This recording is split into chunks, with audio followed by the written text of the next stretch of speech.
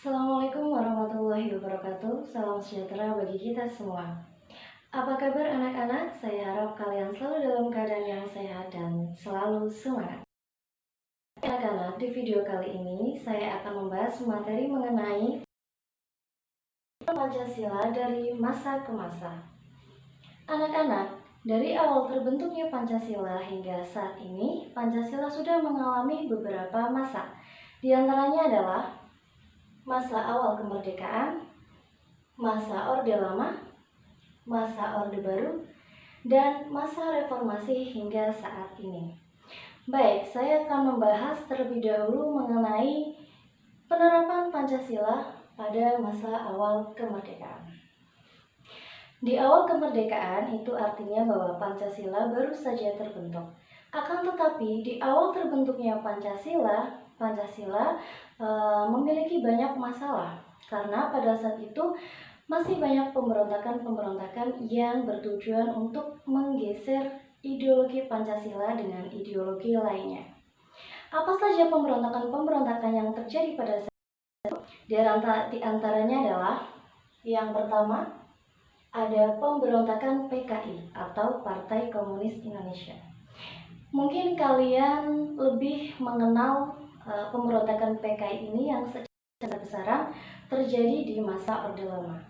Akan tetapi sebenarnya di awal kemerdekaan pun sudah ada pemberontakan PKI atau Partai Komunis Indonesia yang terjadi di Madiun atau lebih sering disebut dengan peristiwa Madiun. Ini adalah pemberontakan yang terjadi pada tanggal 18 September tahun 1948. Dan pemberontakan ini bertujuan untuk mendirikan negara Soviet yang berideologikan komunis, dengan arti bahwa pemberontakan ini juga bertujuan untuk menggeser Pancasila dengan ideologi komunis. Kemudian yang kedua ada pemberontakan Darul Islam atau Tentara Islam Indonesia.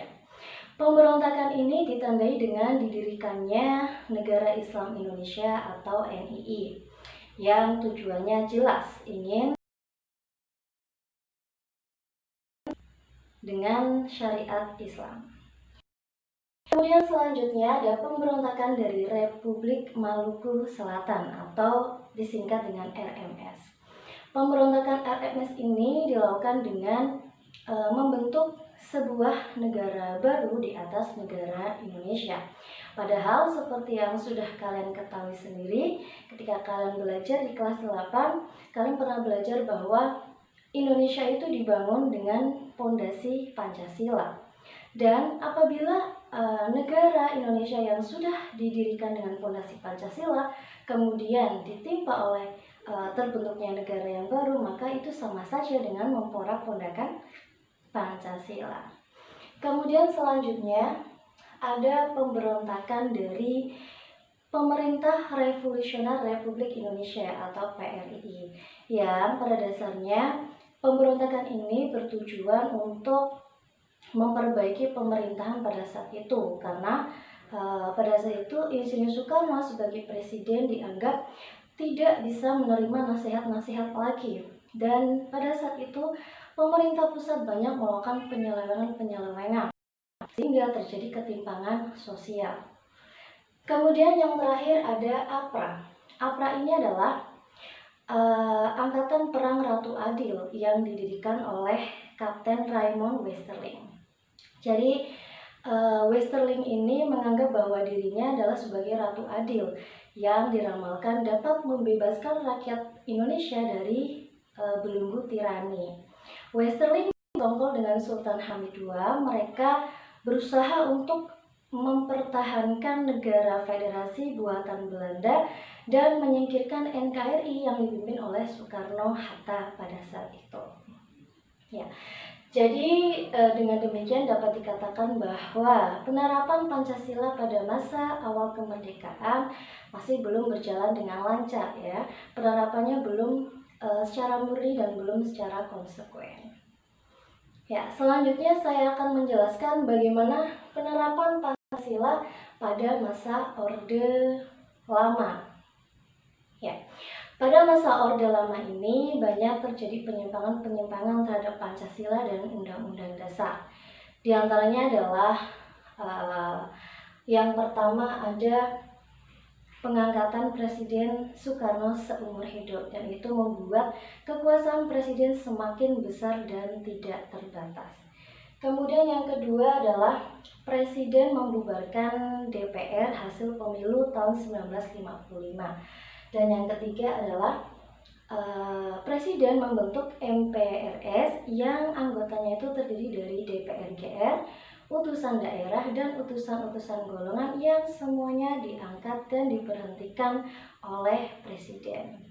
Dan yang kalian sudah ketahui sendiri bahwa di masa Orde Lama ini terjadi peristiwa yang sangat fenomenal, yaitu peristiwa G30 SPKI atau Gerakan 30 September yang disinyalir, dirancang atau dipelopori oleh Partai Komunis Indonesia yang tujuannya jelas untuk menggantikan ideologi Pancasila dengan ideologi komunis.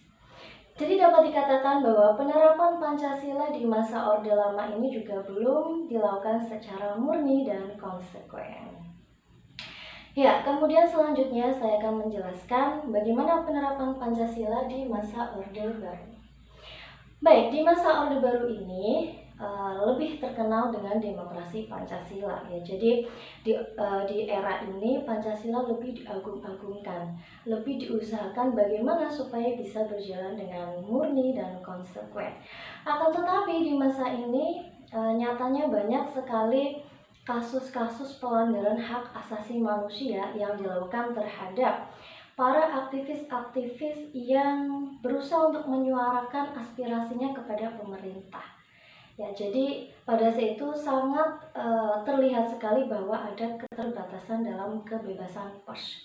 Kebebasan berpendapat, kebebasan pers, dan kebebasan berpolitik ini sangat dibatasi, ya. Dan dapat pula disimpulkan di sini bahwa di masa Orde Baru pun penerapan Pancasila secara murni dan konsekuen masih mengalami pasang surut. Ada kelebihannya dan ada pula kelemahannya. Baik, selanjutnya yang terakhir saya akan menjelaskan penerapan Pancasila di masa reformasi hingga saat ini.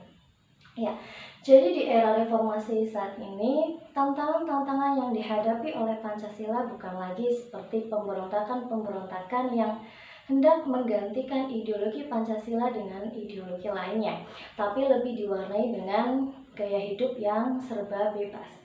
Dan konsep kebebasan itulah yang akhirnya menimbulkan hal-hal negatif seperti pergaulan yang bebas, penyalahgunaan narkotika, dan hal-hal negatif lain yang jelas bertentangan dengan nilai-nilai Pancasila. Selain itu, di masa reformasi ini seakan-akan persatuan dan kesatuan dari para pemuda khususnya itu sudah sangat menurun, dan diperparah lagi bahwa di masa saat ini adalah masa-masanya persaingan yang sangat besar dari berbagai negara. Jadi berbagai negara itu berusaha untuk mempengaruhi negara lainnya, untuk merebut kekuasaan, perebutan pengaruh, dan biasanya digunakan cara dengan penyusupan ideologi. Nah, jadi sebagai manusia, sebagai rakyat Indonesia yang hidup di reformasi ini, kita harus memiliki komitmen yang kuat untuk selalu mempertahankan dan melestarikan nilai-nilai Pancasila. Dan kita harus senantiasa menggunakan Pancasila itu sebagai filter. Jadi kita ketika mendapat pengaruh dari luar, kita harus menyaring dulu dengan apa? Dengan Pancasila. Apabila perubahan itu nilai-nilai Pancasila boleh kita terapkan, tetapi apabila pengaruh dari luar itu tidak sesuai dengan nilai-nilai Pancasila, maka jangan kita terapkan dalam kehidupan bernegara. Baik anak-anak, itu saja materi yang dapat saya sampaikan mengenai penerapan Pancasila dari masa ke masa. Semoga materi yang saya sampaikan dapat kalian pahami dan dapat bermanfaat bagi kita semua. Saya akhiri, wassalamualaikum warahmatullahi wabarakatuh.